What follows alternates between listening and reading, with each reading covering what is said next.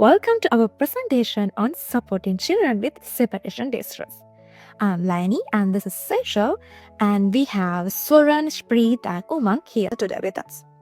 In this presentation, we will explore what separation distress means and why it occurs and how as educators we can support children through it.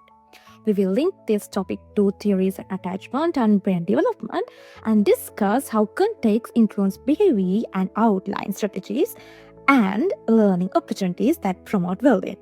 So to begin, Seja, can you tell me what exactly is separation distress? Separation distress is completely a normal stage of emotional development in early childhood.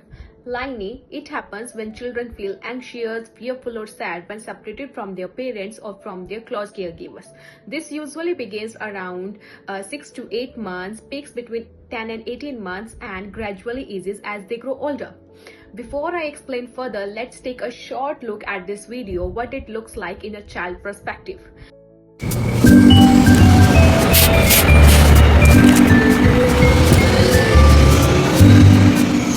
What we just saw highlights that these behaviors are not just signs of misbehaviors, they are a sign of healthy attachment. They show that the child recognizes their caregivers as their secure base, which is a positive sign of emotional development. If you look at the Maslow hierarchy of needs triangle on the slide, you will see that the base, second and third level, safety, security, and belonging are essential before a child can move toward confidence, learning, and self-expression.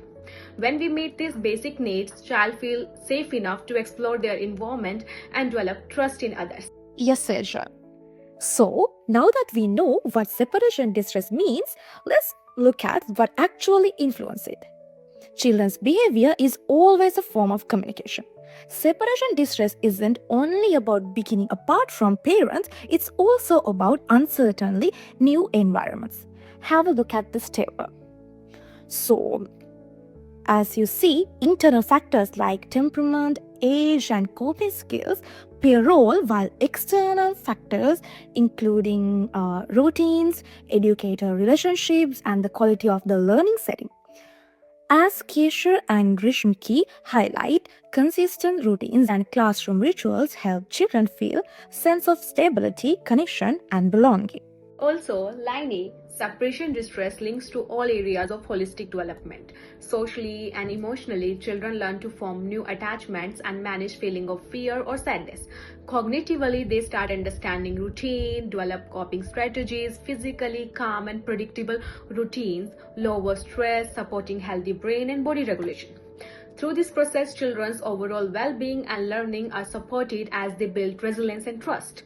So now that we have looked at how separation distress connect to holistic growth, Laini, can you tell us how this links to brain development? Sure, Seja.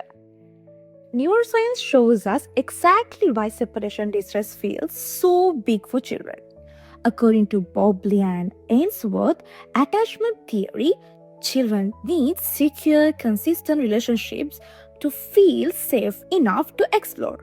When they separated, as you can see in the picture, the amygdala, which is brain's fear center, becomes very active and cortisol's level increase. Also, the prefrontal cortex, which helps manage self-control, is still developing since they are young. So children rely on supportive adults for co-regulation.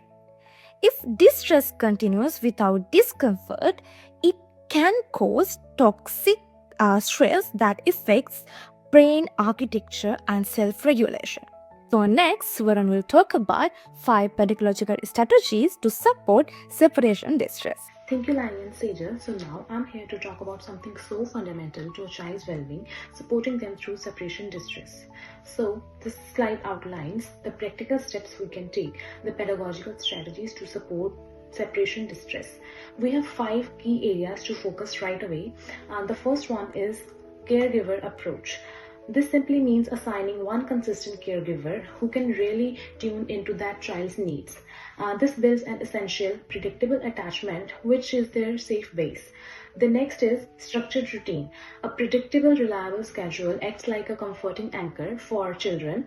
It reduces the uncertainty, which is often the main source of children's anxiety. And then we focus on regulation and validation. We must acknowledge their big feelings, saying, I see you're sad, and that's okay. Validates their emotion while we gently teach them calming strategies. And the fourth one is continuity between home and center. When we share specific rituals, phrases, or even small comfort items between home and our setting, we effectively bridge the gap and make that daily transition smoother. And finally, positive family communication. This is where we model and teach the necessary social skills that lead to gradual independence and a strong sense of belonging within the group, building secure relationships. Now, why do these strategies work? They are all built on the same core philosophy, which our slide illustrates, building secure relationships through practice. Look at this graphic. It highlights the three key layers that support everything we just discussed. Our effective strategies aren't built on rigid rules, they are built on relationships, emphasizing attachment, belonging, and connection. As educators, we are the guides. When children consistently experience our calm, warm guidance, that base layer of trust, they begin to develop self-regulation. This trust leads to the middle layer, predictability and empathy, which is absolutely crucial for the child's sense of safety. Over time, this foundational practice transforms child's distress into resilience and regulation. At the top, this is our goal. Helping children feel confident and secure enough to explore and engage fully in our environment every single day. These 5 learning opportunities support children who experience separation distress. It is a normal developmental phase in which children fear or distress the separation from their caregivers. As first activity, we can allow comfort, toys or blankets to help children feel sense of home while adjusting to new environment. Next, we can use a morning ritual like a goodbye song creates a predictable routine that signals safety and transition. As a resource, you can use this song given below. Also, reading book activity using owl babies or the kissing handbooks helps children recognize that missing their parents is totally normal and temporary. You can create emotion cards or a feeling corner in which a child can express their feelings, how they feel when words are hard to describe them. Finally, a creative home-centered communication book that connects educators and families, reassuring children that we are together to support them, and anytime they can come to us and ask us everything because we are here to support them. Let's see one of these opportunities in practice. At Avi's preschool, teachers introduced a gentle bye-bye mommy daddy song that children sing each morning while during drop off. Drop off is a very difficult time as they are separated from their parents. So the parents joined it for the first few days, then waved from the window while the children finished the song. This small ritual gave Avi a sense of predictability and comfort, turning his morning fears into confidence and smile. This practice reflects with EYLF outcomes and principles as well. Thank you. Thank you, Shpreet. So, in this slide, I'm going to discuss about teachers' role in nurturing emotional growth. Educators are the key figure in helping children to manage their separation distress and build a lifelong emotional skill. By offering them calm, predictable, and empathic guidance, teachers help children to develop the self-regulation and trust. Every comforting word in consistent routine and gentle response foster self-esteem and well-being. Through these caring interactions, child helps and begin to understand that emotions are valid and manageable. It's not that big thing. They can manage it. It's a part of healthy development too. When educators stay calm and supportive during the moments of separation, child feels safe and secure. Like simple actions like greeting them warmly acknowledging their feelings, and keeping their routine family familiar show children that they are cared and they are understood. Over time, these everyday moments help children to build resilience, confidence, and emotional strength. Educators just being easy distress are not just being easy distress, like they're shaping the children's ability to understand that emotions are manageable and they are not the big thing. Reflection and empowering children. As educator, we constantly reflect on how our action and shape children's emotions. Collaboration with families build consistency, helping children feel safe, supported, and understood in both environment. When children experience similar and emotional response at home and in care, they develop a stronger sense of belonging and trust. Like reflective and responsive practice allows educator to adapt the strategies for each child's unique needs, because everything is different. All the childs are different, their need, their choices.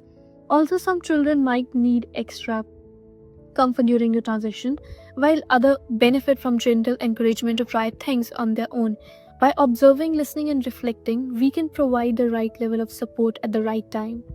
As a child which gain confidence, we guide them toward the independence of supporting self-regulation and the agency that might look like encouraging in children to, when child make a small choice, express their needs using words or use the simple calming techniques when upset. Through these everyday opportunities, educator helps children to develop their emotional awareness, resilience, and decision-making skills. Over the time, when children move through a powerful journey from a co-regulation where they rely on educators for comfort to self-regulate, where they begin to manage emotions and independently, this leads to confidence and ultimately independence.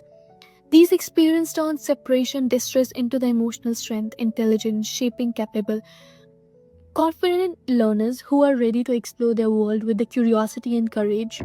After studying this topic, we understand how important our role is in supporting children through emotional challenges. Separation distress isn't a problem to fix but a natural part of healthy attachment. With calm routines, empathy, and strong relationships, educators can turn the moment of distress into opportunities for growth.